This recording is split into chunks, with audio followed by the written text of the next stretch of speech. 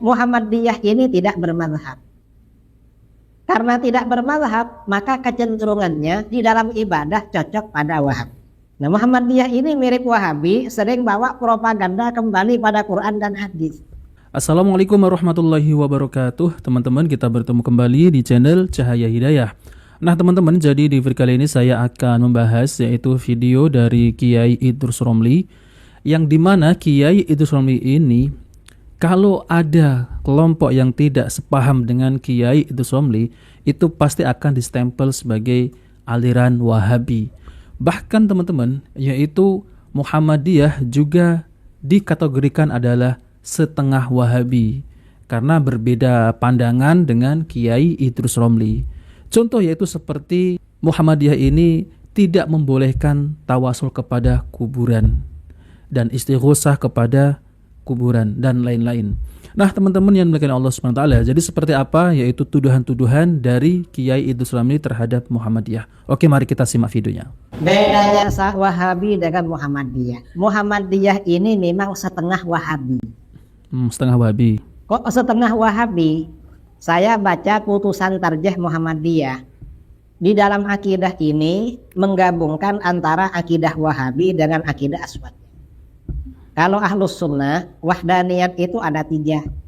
Allah Maha Esa di dalam zat, Maha Esa dalam sifat, Maha Esa dalam perbuatan. Wahabi tauhidnya ada 3. Tauhid rububiyah, tauhid uluhiyah, tauhid asma wa sifat. Muhammadiyah ambil dari Aswaja 2, dari Wahabi 1. Kata Muhammadiyah, Allah itu Maha Esa dalam zat, Maha Esa dalam sifat, lalu Maha Esa dalam uluhiyah. Karena Muhammadiyah mengambil tauhid uluhiyahnya Wahabi, maka Muhammadiyah melarang tawassul, tabarruk, istighatsah dan menganggapnya syirik. Ini kesamaan Wahabi, Muhammadiyah dengan Wahabi. Yang kedua, Wahabi ini tidak, Muhammadiyah ini tidak bermazhab. Karena tidak bermazhab, maka kecenderungannya di dalam ibadah cocok pada Wahabi. Yang cocok dengan Wahabi ini karena tidak bermazhab. Yang ketiga, Muhammadiyah ini semboyannya pemurnian agama. Karena pemurnian agama maka suka membid'ahkan.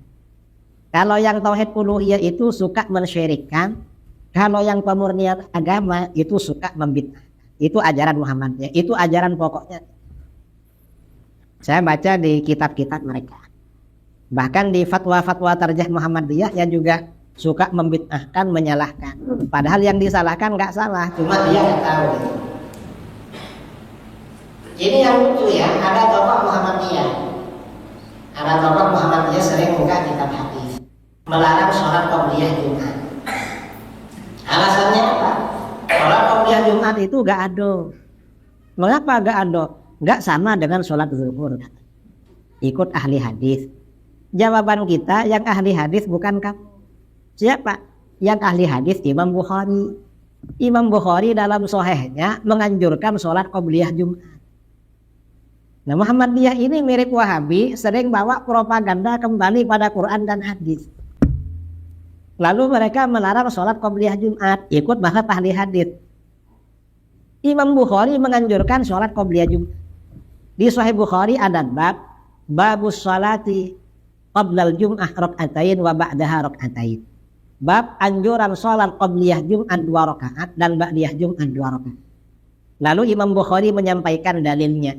Yang pertama dalil umum, hadis Ibnu Mas'ud, ala baina kulli adzanaini sholatun. Ingat, setiap antara azan dan iqamah ada sholat. Maksudnya sholat qabliyah.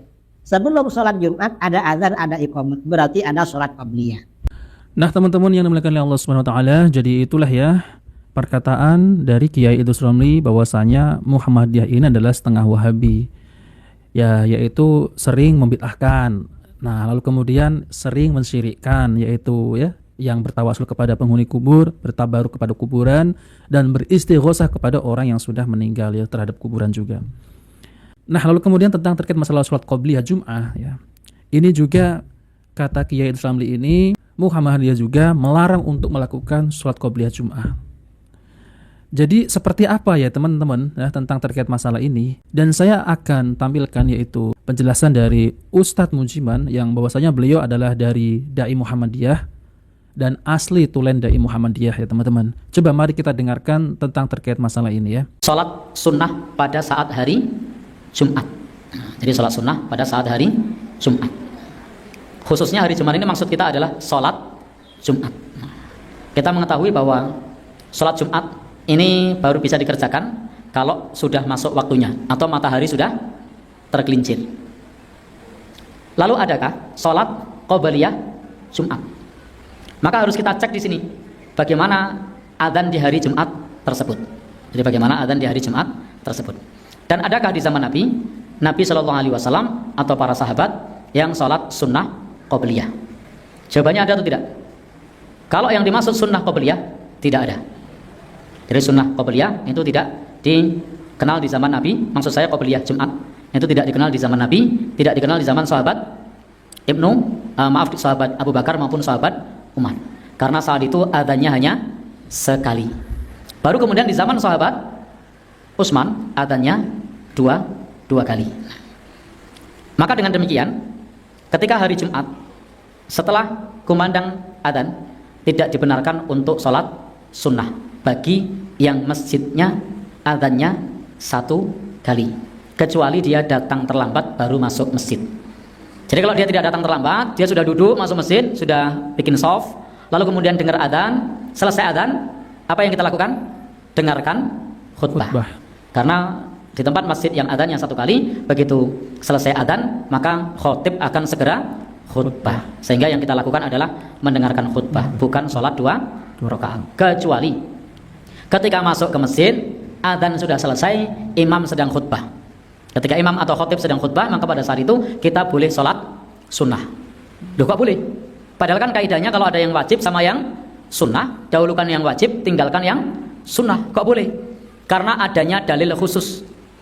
Saat Nabi SAW sedang khutbah dan melihat ada jamaah yang baru saja tiba di masjid, lalu kemudian langsung duduk. Apa kata Nabi? Qum fasolli rakaatain.